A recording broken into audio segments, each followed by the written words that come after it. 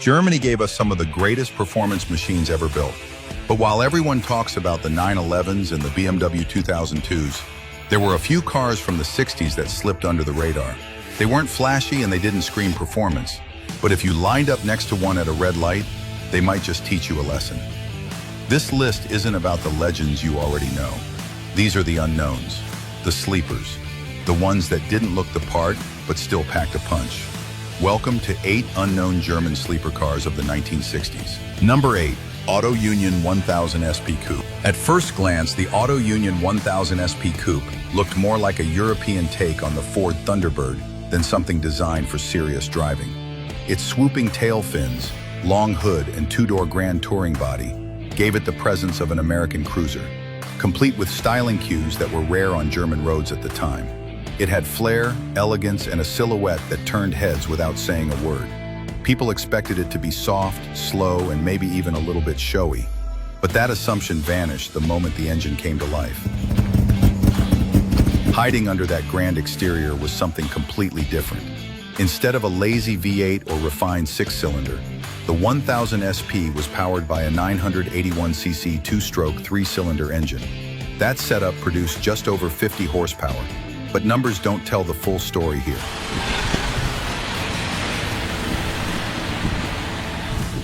The car weighed less than 900 kilograms, and the power delivery was sharp and eager. It didn't hum, it crackled and buzzed like a finely tuned chainsaw. Paired with front-wheel drive and a crisp 4-speed manual, it gave drivers a completely different kind of performance experience. It was not about brute force. It was about momentum, balance, and rhythm. On tight, winding roads, it surprised everything it came across. Drivers who knew how to keep the revs up could turn this stylish coupe into a point-and-shoot rocket. What made the 1000 SP so compelling wasn't just its looks or its oddball drivetrain. It was the contrast.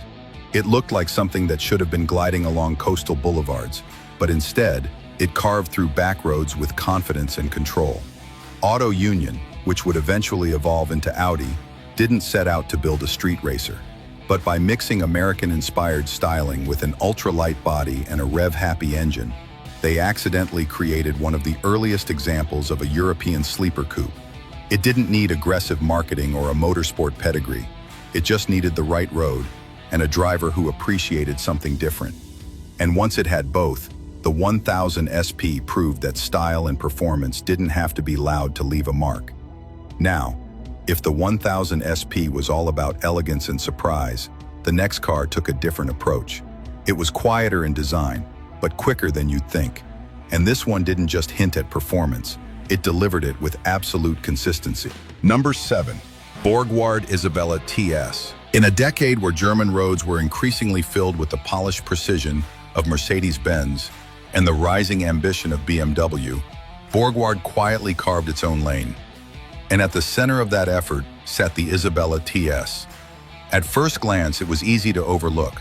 The design was soft, restrained, and perfectly proper. No hood scoops, no flared arches, no sense of urgency. Just an elegant little coupe or sedan that looked more at home outside a university or museum than anywhere near a racetrack. But the TS was not built to show off. It was built to perform. Under the hood sat a 1.5-liter inline-4 engine, tuned for 75 horsepower. On paper, that figure seems mild, but paper never tells the whole story.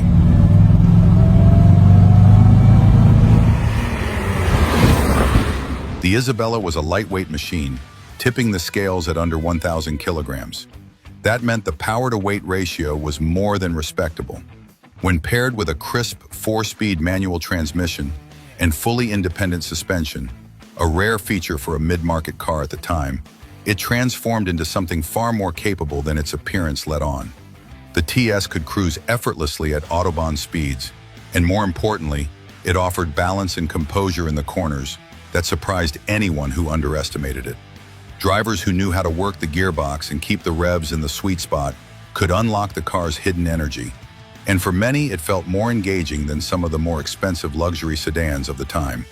But despite its strengths, the Isabella TS never got the chance to rise to stardom.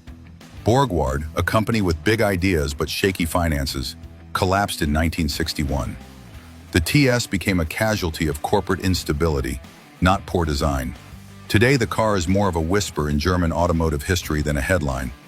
You won't see it at major concours events. You won't find it mentioned in books about performance icons. But to those who know, the Isabella TS holds a special place. It was a graceful sedan that had no business being that quick, no intention of showing off, and no problem keeping up with faster company. It was, in every sense, a true sleeper. And just as the Isabella showed how subtlety could hide speed, the next car decided to ditch subtlety entirely.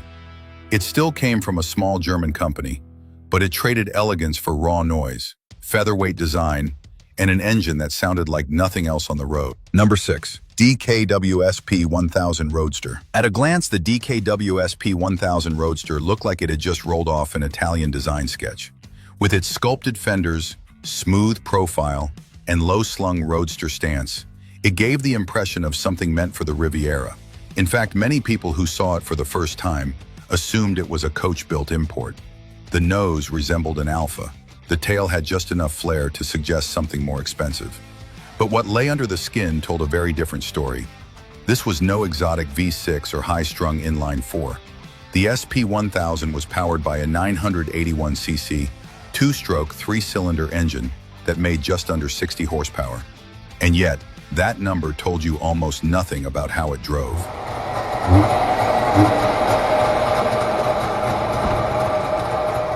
Because the DKW was incredibly light, barely tipping the scales over 700 kilograms, pair that with front-wheel drive, a close-ratio 4-speed manual gearbox, and a chassis tuned more for agility than comfort, and you had a machine that came alive on tight back roads. It revved high, it buzzed, it popped and crackled like it was angry to be standing still. While it would never outrun a big Mercedes on a straightaway, it could absolutely dance around it once the road got interesting. Driving the SP1000 was never about raw speed. It was about feedback and motion. Every input felt immediate. Every corner begged to be attacked. And the more you pushed it, the more it responded with surprising balance and poise. For a car that looked like a fashion statement, it delivered something far more meaningful. It was precise, it was addicting, and it gave you the kind of grin most modern cars struggle to deliver. Today, the DKW SP1000 Roadster is almost forgotten. It lives in the shadows of better-known sports cars and never made it to the status of a classic icon. But that's what makes it so special. It didn't ask for attention. It didn't need it. It offered a rare combination of elegance and grit, wrapped in a lightweight front-wheel drive layout that no one saw coming. It looked like a cruise night trophy, but behaved like a rally stage regular. Enjoying this so far? Then stick around and hit subscribe. The next few cars are even more underrated and way quicker than they look. And now that we've had our fun with two-stroke energy, it's time to meet a Ford that showed up in a suit but knew how to throw a punch. Number 5. Ford 17M RS P7 Series. This car never screamed for attention. There were no stripes, no bulging fenders, no oversized badging to hint at what it could do. The Ford 17M RS arrived dressed like a company car.